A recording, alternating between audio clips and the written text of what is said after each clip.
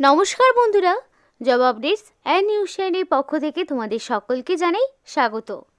তো বন্ধুরা, আজকে আমি কথা বলবো ফুড কর্পোরেশন অফ ইন্ডিয়া মানে এফসিআইয়ের পক্ষ থেকে যে নতুন বিজ্ঞপ্তি জারি হয়েছে, যেখানে তোমাদের যদি মিনিমাম থেকে মাধ্যমিক পাস তাহলেও যেমন প্রার্থীরা আবেদন করতে পারবে, তেমনই আবার যদি থাকে উচ্চ মাধ্যমিক পাস তাহলেও যেমন আবেদন করতে পারবে, আবার গ্র্যাজুয়েশন।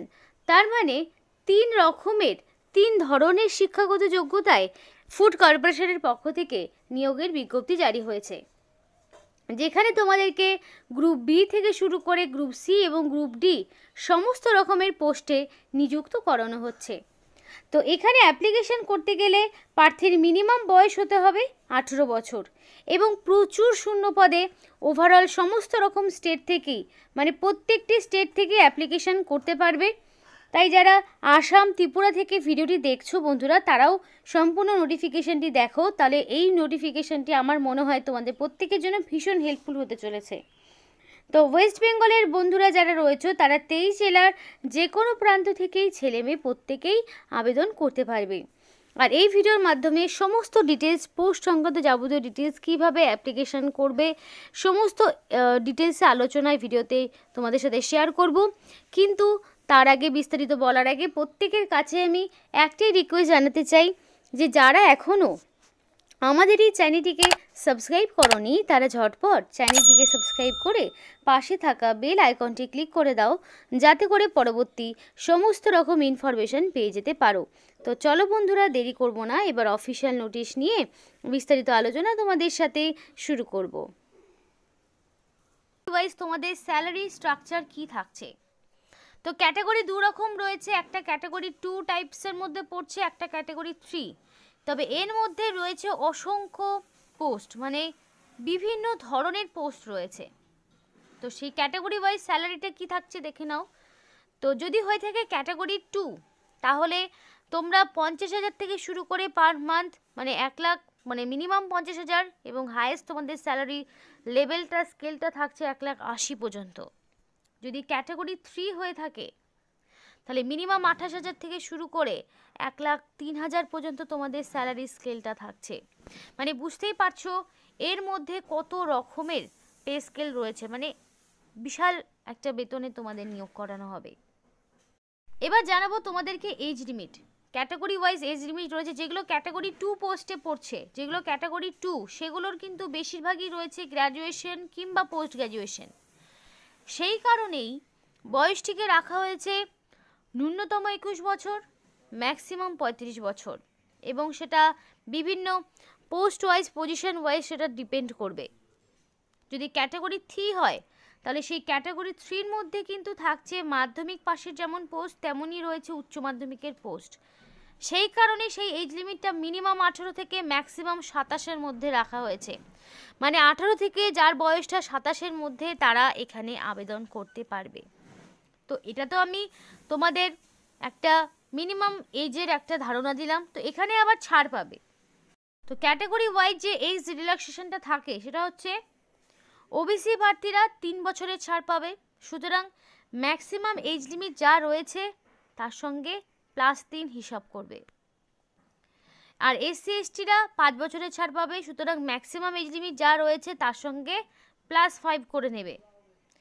এবং ফুড মানে তোমাদের ফুড কর্পোরেশন অফ ইন্ডিয়ার যদি ডিপার্টমেন্টাল ক্যান্ডিডেট হয়ে থাকে তাহলে আপ টু 50 ইয়ার্স পর্যন্ত অ্যাপ্লিকেশন করতে পারবে।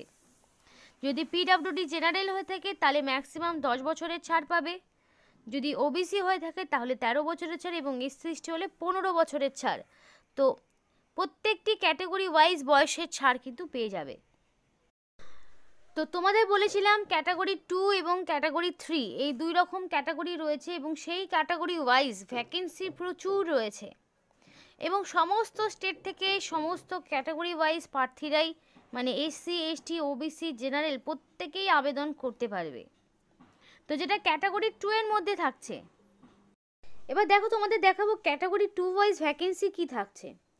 তো এটা ক্যাটাগরি 2 মানে এখানে টেকনিক্যাল পোস্ট, তো সেই কারণে এখানে ম্যানেজার জেনারেল যেমন রয়েছে, ম্যানেজার এএনসি, ম্যানেজার ডিপোর্ট, তারপরে বিভিন্ন রকম ম্যানেজার পোস্টে ম্যানেজার হিন্দি থেকে শুরু করে ম্যানেজার সিভিল, মানে ম্যানেজার পোস্টে বিভিন্ন রকমের ধরন রয়েছে। তো সেগুলো যেমন ধরো তোমাদের জোন ওয়াইজ রয়েছে, ওয়েস্ট জোন রয়েছে, ইস্ট জোন রয়েছে, সাউথ জোন রয়েছে, নর্থ ইস্ট রয়েছে, প্রত্যেকটি জোন ওয়াইজ অল ইন্ডিয়া বেসিসে নিয়োগ হচ্ছে। তো এই ম্যানেজার ক্যাটাগরি পোস্ট যেটা, সেইখানে তোমাদের টোটাল 6221টি শূন্যপদ রয়েছে। তো যারা ধরো ওয়েস্ট বেঙ্গল থেকে আবেদন করছে তারা কিন্তু ইস্ট জোন থেকে ইস্ট জোনটা তোমরা ফলো করতে পারবে, মানে ইস্ট জোনের হয়ে অ্যাপ্লিকেশন তোমরা করতে পারবে। তারপরে যেটা ক্যাটাগরি 3-র মধ্যে পড়ছে, ক্যাটাগরি 3 ওয়াইজ যদি হয় তাহলে প্রচুর রকমের পোস্ট তোমরা দেখতে পাবে। কিছু রয়েছে গ্রুপ ডি পোস্টের আন্ডারে, কিছু গ্রুপ মানে ডি পাবা, কিছু গ্রুপ সি পাবা। তো সেই ক্ষেত্রে গ্রুপ ডি যদি হয়ে থাকে তাহলে তোমরা মানে কেয়ারটেকার কাম কুক, ড্রাইভার, তারপরে তোমাদের ক্লার্ক পোস্ট থেকে শুরু করে বিভিন্ন রকম পোস্ট থাকবে, অ্যাসিস্ট্যান্ট পোস্ট, অ্যাসিস্ট্যান্ট গ্রেড 1, 2, 3 অনুযায়ী বিভিন্ন রকম পোস্ট তোমরা পাবে। তো সেই অনুযায়ীও দেখো টোটাল অনেক শূন্যপদ, দেখো এখানে প্রচুর শূন্যপদ, মানে টোটাল 27,345টি শূন্যপদে নিয়োগ করা হচ্ছে, 27,345, আর আগে 6,000, মানে মোটামুটি 33,000-এরও বেশি শূন্যপদে নিয়োগ হচ্ছে। তো সেই অনুযায়ী তোমাদের দেখো ইস্ট জোন, দেখো ইস্ট জোন থেকেও কিন্তু ভ্যাকেন্সি রয়েছে, মানে প্রত্যেকটি জোন, শুধু যে ইস্ট জোন তা নয়, সমস্ত অল ওভার ইন্ডিয়া বেসিসে নিয়োগ হচ্ছে, তার মানে কি প্রচুর শূন্যপদ। সেইখানে তোমাদের দেখো এই যে এত রকম কোয়ালিফিকেশান, মানে তোমাদের যেমন গ্র্যাজুয়েশন, যেমন অ্যাসিস্ট্যান্টগুলোর ক্ষেত্রে কি হবে, যেগুলো অ্যাসিস্ট্যান্ট গ্রেড 1, 2, 3 রয়েছে সেইগুলো যেমন তোমরা গ্র্যাজুয়েশন পোস্টে আবেদন করতে পারবে। তারপরে ধরো যেগুলো ধরো তোমাদের ড্রাইভার পোস্ট রয়েছে, কুক কাম কেয়ারটেকার, ক্লার্ক, এই যে কম্পিউটার অপারেটর, এই পোস্টগুলোর ক্ষেত্রে যেরকম তোমাদের উচ্চ মাধ্যমিক অথবা তোমাদের মাধ্যমিক থাকলে যেমন আবেদন করতে পারবে। তারপরে জুনিয়র ইঞ্জিনিয়ার সিভিলও রয়েছে, সেগুলো যেমন তোমাদের টেকনিক্যাল কোয়ালিফিকেশনে যাবে। এবার অ্যাসিস্ট্যান্ট গ্রেড 2, 3-র মধ্যে কিছু পোস্ট যাবে তোমাদের উচ্চ মাধ্যমিকের, কিছু যাবে গ্র্যাজুয়েশনের। এবার সব পোস্টে যে কম্পিউটার লাগবে তা নয়, কম্পিউটার ছাড়াও অনেক পোস্ট থাকবে, আবার কিছু পোস্টে তোমাদের কম্পিউটারটা ম্যান্ডেটরি থাকবে। তো এগুলো কি হবে, এগুলো তোমাদের যার যেমন কোয়ালিফিকেশন সে অনুযায়ী সে আবেদন করতে পারবে। এবার দেখো লিস্ট অফ দ্য ডকুমেন্টস, মানে কি কি ডকুমেন্টস তোমাকে অনলাইন অ্যাপ্লিকেশন করার সময় রেডি রাখতে হবে। তো সেই ডকুমেন্টসগুলো কি একটু দেখে নাও। তো এখানে তোমাদের দেখো ফার্স্ট অফ অল যেটা আমাদের দরকার, রিসেন্ট কালার পাসপোর্ট সাইজের ফটো, যেটা 6 মাসের বেশি পুরনো হবে না। দেন কি সিগনেচার স্ক্যান করে আপলোড করতে হবে, অবশ্যই সেটা ব্ল্যাক অথবা ব্লু ইঙ্কে হতে পারে, রানিং হ্যান্ডরাইটিংয়ে ফুল সিগনেচার করবে। তারপরে কি তোমাদের কোয়ালিফিকেশন অনুযায়ী, এবার তুমি যদি মাধ্যমিকের পোস্টে আবেদন করো তাহলে কি মাধ্যমিকের অ্যাডমিট, মার্কশিট, সার্টিফিকেট দিতে হবে। যদি সেটা উচ্চ মাধ্যমিক হয় তাহলে অ্যাডমিট, মার্কশিট, সার্টিফিকেট তোমাকে আপলোড করতে হবে, দিতে হবে। তারপর যদি তুমি গ্র্যাজুয়েশনের কোনো পোস্টে আবেদন করো তাহলে কি গ্র্যাজুয়েশন, পোস্ট গ্র্যাজুয়েশনের যা যা কোয়ালিফিকেশান আছে সেগুলোতে তোমাকে, সেগুলো কোয়ালিফিকেশানে তোমাকে দিতে হবে, সমস্ত রকম ডকুমেন্টসগুলো আপলোড করতে হবে। তো এই জিনিসগুলো তুমি কোন পোস্টের জন্য অ্যাপ্লিকেশান করছো সেটার ওপরে ভ্যারি করবে এবং সেই অনুযায়ী তোমাকে দিতে হবে। তারপরে দেখো তোমাকে বলি, যদি তোমরা পিডব্লিউডি ক্যান্ডিডেট হয়ে থাকো তাহলে কি সেই ডিসেবিলিটি সার্টিফিকেট তোমাকে অবভিয়াসলি প্রোভাইড করতে হবে। যদি তোমার থাকে কাস্ট সার্টিফিকেট, মানে এসসি, এসটি, ওবিসি যদি তুমি ক্যাটাগরির মধ্যে পড়ে থাকো তাহলে কি এসসি, এসটি, ওবিসি হলে পারে সেই ভ্যালিড কাস্ট সার্টিফিকেট তোমাকে প্রোভাইড করতে হবে। তারপরে কি ভ্যালিড আইডি প্রুফ হিসাবে কি তুমি চাইলে Aadhaar card, PAN card, voter ID, এগুলোর মধ্যে যে কোনো একটি। এবার প্যান কার্ড যে এক্ষেত্রে ম্যান্ডেটরি তা কিন্তু নয়, অনেকেরই আছে যে প্যান কার্ড নেই, আধার কার্ড, ভোটার কার্ড এগুলো তো থাকেই, তো এগুলো দিলেই হবে। তো এবার আমি তোমাদেরকে বলতে চাই যে এখানে কিভাবে তোমরা অ্যাপ্লিকেশন করবে। তো এখানে অ্যাপ্লিকেশন করতে গেলে অবশ্যই আমি ফার্স্ট অফ অল যে অফিসিয়াল ওয়েবসাইটে তোমাদের দেখিয়েছিলাম fci.government.in, এই অফিসিয়াল ওয়েবসাইটটা তোমাদেরকে ওপেন করতে হবে এবং এই অফিসিয়াল ওয়েবসাইটে গিয়েই তোমাদেরকে অ্যাপ্লিকেশন করতে হবে, যেখানে অ্যাপ্লিকেশন করার ক্ষেত্রে তোমাদের নাম, মানে তোমাদের সমস্ত রকম পার্সোনাল ডিটেলস থেকে শুরু করে এডুকেশনাল কোয়ালিফিকেশান, যাবতীয় সমস্ত রকম ইনফরমেশান প্রোভাইড করতে হবে। তোমার ঠিকানা, মানে তুমি যেই পোস্টে অ্যাপ্লিকেশান করছো সেই সবটাই তোমাদেরকে শেয়ার করতে হবে।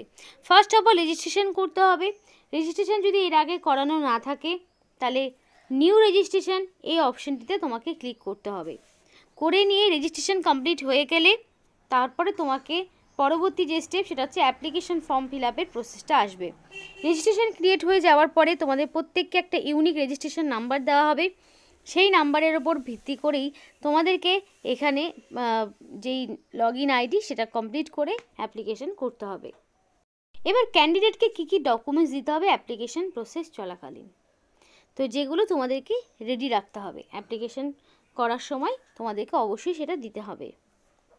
তো অ্যাপ্লিকেশন করার জন্য ক্যান্ডিডেটকে 10 পাস 12 পাস গ্র্যাজুয়েশন সমস্ত কিছুর marksheet as per post requirement, অর্থাৎ তুমি কোন পোস্টের জন্য অ্যাপ্লিকেশান করছো সেই পোস্ট ওয়াইজ তোমাদের সমস্ত রকম কোয়ালিফিকেশানের সার্টিফিকেট।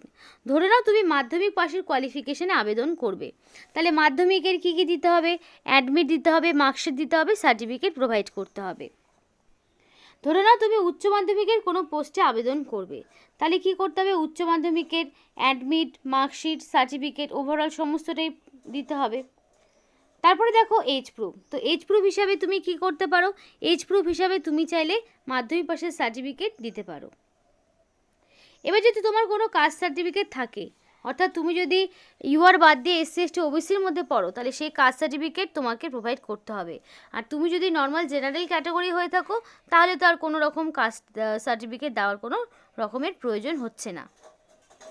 তো এইভাবেই তোমাদের এই ডকুমেন্টসগুলো দিতে হচ্ছে। পিডাব্লিউডি যারা রয়েছে তারা পিডাব্লিউডি সার্টিফিকেট দেবে।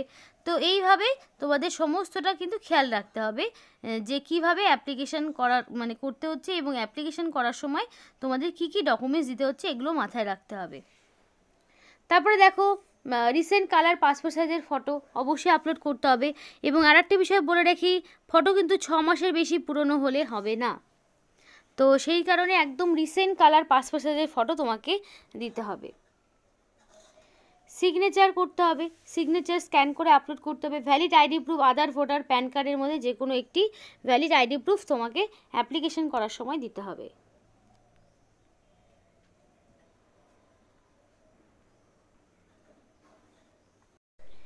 এবার আমি তোমাদেরকে দেখাবো যে এফসিআই যে এক্সাম প্যাটার্ন, ফেজ 1-এর যে এক্সাম প্যাটার্ন সেখানে কী কী সিলেবাস থাকছে। English language, reasoning ability, numerical aptitude, general studies, প্রত্যেকটি পার্ট থেকে 25টা করে প্রশ্ন, ম্যাক্সিমাম 25 নাম্বার, এবং প্রত্যেকটি পার্ট থেকে 15 মিনিট করে সময় থাকছে।